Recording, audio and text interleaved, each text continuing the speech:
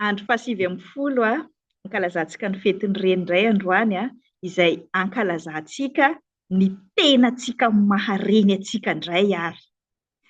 Araka ny efa nilazaintsika hatramin'izay dia hoe tsy reny ho azy fotsiny samy rery eo ny vehivavy, fa tsy maintsy eo ilay zanaka mahareny, eo ny ray izay nahazona an'io zanaka io ka mahareny.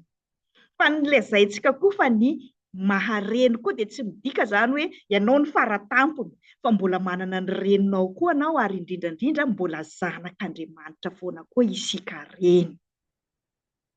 Na izany aza dia tsy mahareny io ihany no talenta sy fiantsoana ambony indrindra nomen'Andriamanitra antsika reny. Be dia be ny mieritreritra hoe rehefa reny dia avela daholo amin'izay ny rehetrarehetra, tsisy rarahiako anao intsony raha vady fa ny zanako foana. Tsisy rarahiako anao intsony ry Andriamanitra fa efa nomenao an'ity zanako ity za avy aminao ity dia ity ihany no karakaraiko. Tsy misy rarahiako an'ity vatako ity intsony fa efa gotraka avy niteraka ity.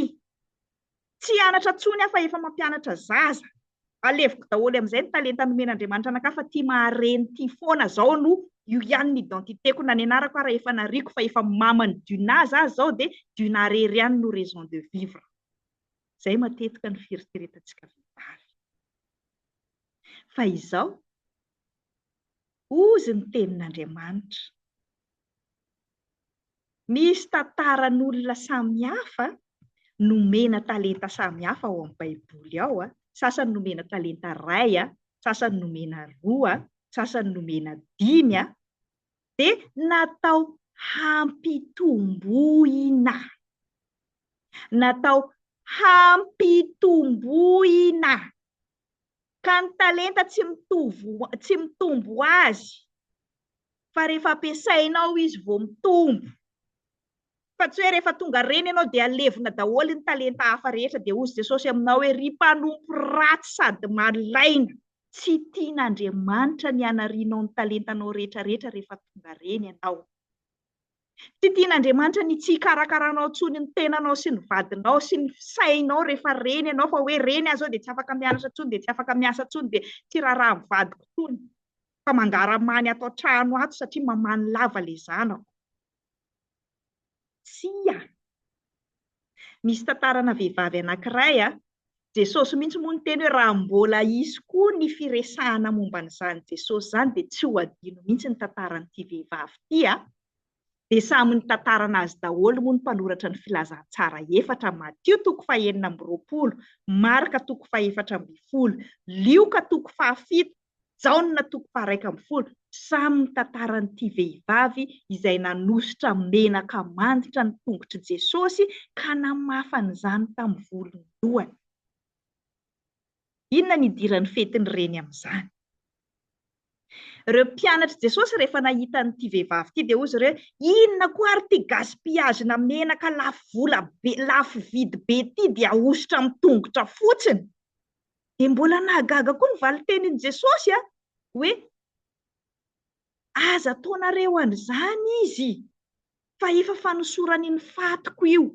Mbola faty koa raha hozy Jesosy no andaninan'ilay vola be, satria araka ny fikarohana nataony teolojiana ankehitriny dia tena amina miliara ny vidin'io menaka io.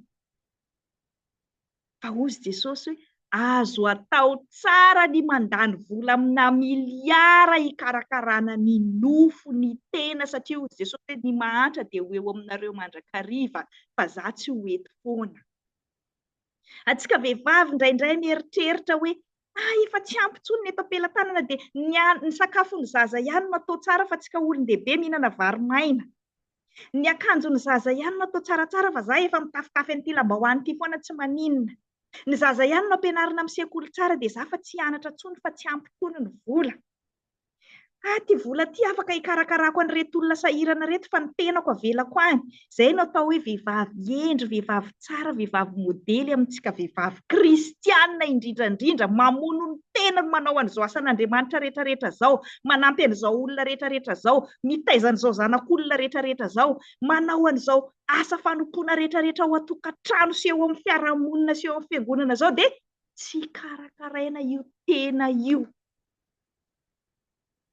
Andriamanitra tsy miteny mihitsy hoe tiavany namanao mihoatra noho ny tenanao. fa tiavany namanao tahaka ny tenanao, zany hoe tsy maintsy tianao koa io tenanao io na tianao na tsy tianao. Tsy maintsy karakarainao koa io tenanao io. Efa nilazaiko teo fa tsika vehivavy rehefa miteraka dia very hery mihena ny herintsika rehefa miteraka, zany hoe mila atao mafimafy kokoa aza ny fikarakarantsika n'io vatantsika io rehefa avy miteraka tsika. Mila manao sport atsika, zany sport zany tsy voatery miditra salle de sport lafo be na voatery mandeha mihazakazaka be tena andeha hanao boxe na andeha hanao, tsy voatery zany. Ohatranay tia mandihy zao manao zumba zay dia tena fa mikarakara tena. Mandihy zay dia efa mikarakara tena anaran'izany, sady mitovy amin'ny sport tsemboka tsara ilay vatanao. Misy vehivavy kristianina mieritreritra hoe fitaka ny hatsaram-bika zava-poana ny hatsaran-tarehy. Vehivavy kristianina tsy mahazo mijejojejo, tsy mahazo mikarakara tarehy, tsy voatery mandany vola be zany mikarakara tarehy zany. Io tarehy tsara nomen'Andriamanitra anao mila karakaraina io. Argile kely dimanjato no vidiko avy any Madagasikara ty etiko aty Etats-Unis. Na dia tsy tratrako isan-kerinandro sy isaka tapa-bolana ary dia isaka mba misy fotoana kely tena tsy maintsy hoe tsy maintsy hosorako an'ity ny tarehiko anatin'ny 20 minitra fotsiny efa nanaovako vidéo teto amin'ny pejy teto zany. Tsy voatery andaniana vola be zany mikarakara tarehy sy vatana zany, tsy mila andaniana fotoana be.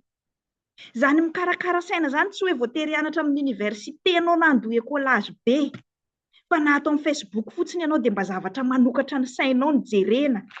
Fa tsy variana amina mitsikera fotsiny na miala voly fotsiny. Ilaitsika koa ny miala voly, ilaitsika vehivavy ny miala voly, fa ilaitsika vehivavy koa ny mikarakara n'io saintsika io, fa tsy mandany megasy mandany fotoana amin'ny zavatra tsisy dikany ny ataontsika ato.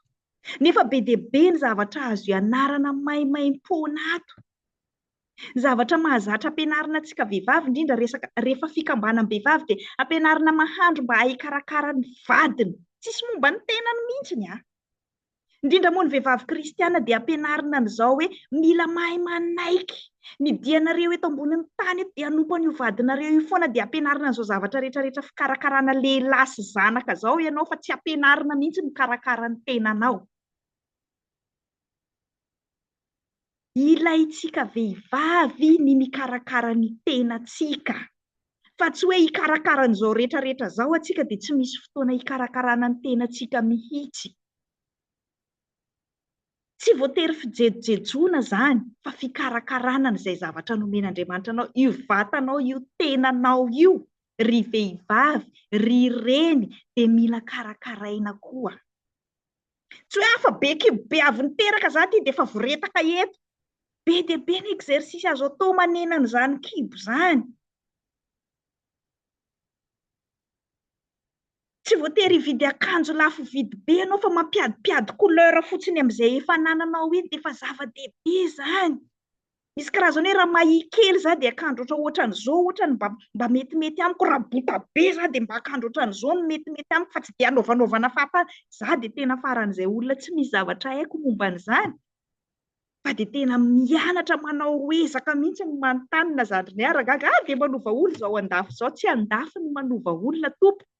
Fa rehefa misokatra ny saintsika vehivavy mahalala hoe voninkazo tsara tarehy mila fikarakarana sy fitondrana isika vehivavy. Tsy ataontsika ho an'ny hafa fotsiny zany, fa isika tenantsika koa rehefa misy vernis tsara io tanantsika io. Dia za zao rehefa sendra mba manana fotoana manao vernis dia tena mahafinaritra anahy mihitsy mijerijery ny tanako. Tsy voatery mividy kavina volamena na lafo vidy be, fa mba atao kavina le mora vidy reny dia tehirizina tsara mba tsy mora mangery ozy ny fitenenay Majunga zay, tsy mivadika mainty le izy. Dia anaovanao reny mba solosoloana, mba miovaova endrika tsika vehivavy, fa tsy hoe ampianarina hikarakara foana. Na io fiaina fanompoana io ara, ilaitsika vehivavy koa ny mba mitety. Efa nizaraiko tamintsika teto mbola 15 taona aho efa mpiandraikitra skoty.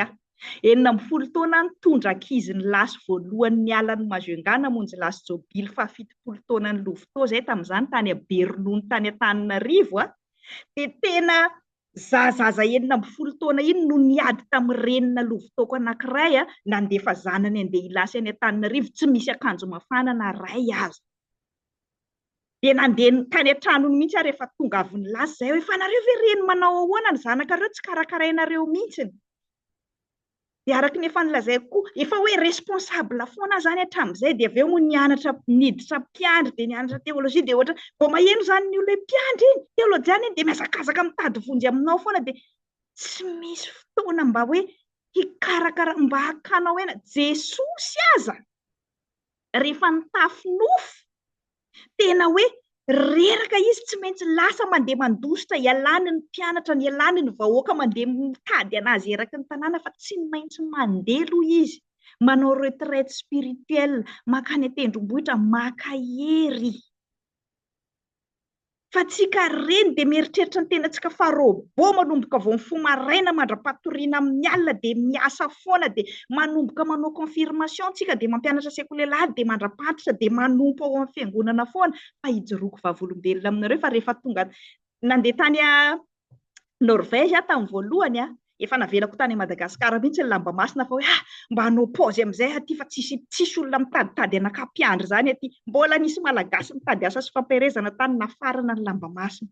Ohatran'izany koa nandeha tany a France koa dia mbola tratra ny fiangonana malagasy koa tany izay tsisy pastera tsisy mpiandry zay fa mba hampio mbola sahirana nampianatra mpiandry koa tonga tany dia hozy aho hoe za handeha États-Unis zao za tena tsy teniteny amin'izaniza tsony vao tonga teto aho dia nahita fivavahany malagasy en ligne zay dia fa falifaly be daholo indray fa misy teolojiana anankiray fa tena hozy aho tena mifona tompoko tena mbola miaraka amin'ny zanako za vao tonga eto mila paozy ara-panahy. Nandeha tany amin'ny fiangonana nisy anahy tsy niteniteny mihitsy za hoe mpianatra teolojia sy mpiandry fa tena hoe mipetraka aloha tena anjarako indray aloha no mba mila vokisana ara-panahy fa nona ritra maina tsika reny satria tsy tsafina foana fa tsy mba misy fotoana mba miresource mihitsy. Hoy izay fiteny izay hoe raha vida io kopinao io kopy vida tsy afaka hanomezanao rano olona fa mila fenonao aloha mila fenonao rano ilay kopinao. Hitanareo hatramin'ny kopiko aty am-pianarana sorisoratana samy manoratra anarana amin'ny kopiny dia mbola ny anaran'ny zanako dia dinany asaiko nanaonao sary aminazy. Ilay mareny zany tena ozy ianao hoe tena io no maha izy azy anao fa mila fenonao aloha io kopinao io izay ianao vao afaka mizara amin'ny zanakao sy amin'ny hafa koa. Fa aza mieritreritra tsika reny ho robot aty ka na ara-batana na ara-tena na ara-panaka izara foana fa tsy handray mihitsy fa ilaitsika reny.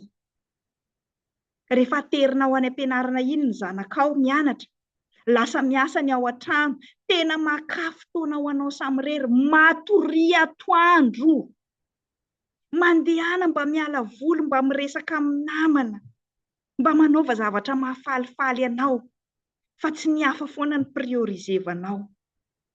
Tena nila nanao terapia mihitsy ny za tsy hafeniko zany zay vao nahay ny priorisehana zany tenako zany tena nitomany aho tamin'ny voalohany hoe tena tsy zany mihitsy za fa za zany mila ny olona foana ny ataoko prioritaire fa tena ny anarako tanaty ranomasy zany hoe tsy maintsy karakarainao koa io tenanao io fa anao tsy hikarakara olona zany foana dia misy fotoana tsy misakafo maraina tsy misakafo atoandro tsy misakafo hariva fa manenjika an'izao olona rehetrarehetra zao satria hoe vehivavy reny aktiva fa mila ianarantsika reny ny mikarakara ny tenantsika ny manao paozy dia manao izay mahafalifaly antsika koa.